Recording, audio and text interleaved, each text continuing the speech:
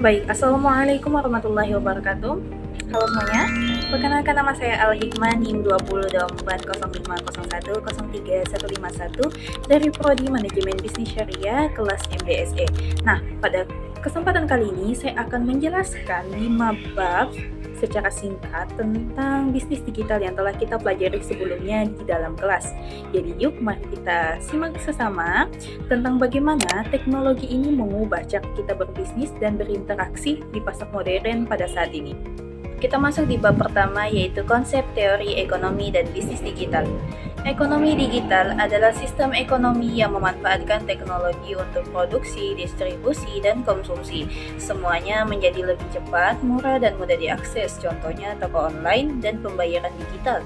Lalu ada disruptive innovation, yaitu inovasi yang bukan hanya menyempurnakan produk, tapi benar-benar mengubah cara bisnis dan struktur industri. Dampaknya, produk itu lebih murah, model bisnis online meningkat, dan bagi perusahaan yang tidak beradaptasi akan tersisihkan. Selain itu, kita punya dua tipe inovasi penting, yaitu creative destruction dan sustaining innovation. Di creative destruction, menggantikan teknologi lama dengan yang baru secara radikal. Semisal, kamera film diganti dengan kamera digital, sedangkan sustaining innovation hanya memperbaiki produk lama tanpa mengubah pasar, seperti update fitur smartphone. Jadi, destructive innovation biasanya termasuk creative destruction. Oke, kita masuk di bab 2, inovasi kewirausahaan dan pergeseran di era digital. Nah, inovasi adalah menciptakan ide untuk produk layanan atau proses kerja yang lebih efektif, biasanya didukung teknologi seperti AI, cloud, dan big data. Sedangkan kewirausahaan adalah kemampuan melihat peluang, mengolah sumber daya, dan berani mengambil resiko untuk menciptakan nilai baru. Hubungan keduanya itu cukup jelas, teman-teman. Inovasi memberikan ide dan pembaruan, sementara kewirausahaan mengeksekusi ide itu untuk menghasilkan nilai dengan inovasi. Bisnis bisa punya produk unggul, efisiensi tinggi, dan keunggulan kompetitif. Contohnya, marketplace seperti Tokopedia dan Shopee, layanan transportasi online seperti Gojek dan Grab, serta UMKM yang mulai pakai media sosial untuk jualan. Bisnis tradisional biasanya itu terbatas, hanya tatap muka, pasar lokal, dan pembayaran tunai. Sedangkan kalau bisnis digital menggunakan internet dan aplikasi, menjangkau pasar luas, pembayaran digital, dan operasional lebih cepat. Pergeseran ini dipicu oleh teknologi, gaya hidup konsumen, globalisasi, pandemi COVID-19, dan efisiensi biaya. Dampak positifnya seperti peluang pasar lebih luas, tapi juga tantangan bagi bisnis tradisional. Kemudian kita masuk di bab 3, lingkungan bisnis digital. Bisnis digital berevolusi dari tatap muka dan tunai menjadi berbasis internet. Teknologi seperti big data, AI, dan cloud computing membuat transaksi lebih cepat dan efisien. Regulasi seperti Undang-Undang ITE, OJK Fintech, dan Undang-Undang Perlindungan Data Pribadi melindungi keamanan transaksi. Adapun contoh inovasi digital itu seperti Gojek sebagai super aplikasi, Shopee dengan live shopping dan gamifikasi, hingga bank digital tanpa kantor fisik.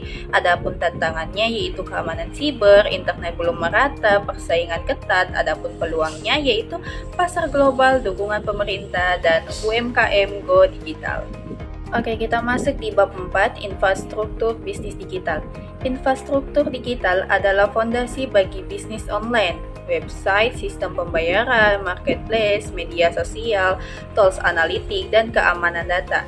Internet memungkinkan komunikasi real-time, hosting menjaga performance website, media sosial untuk promosi dan branding. Adapun tantangannya bisa berupa kurang pengetahuan teknologi, dana terbatas, risiko keamanan, dan persaingan ketat.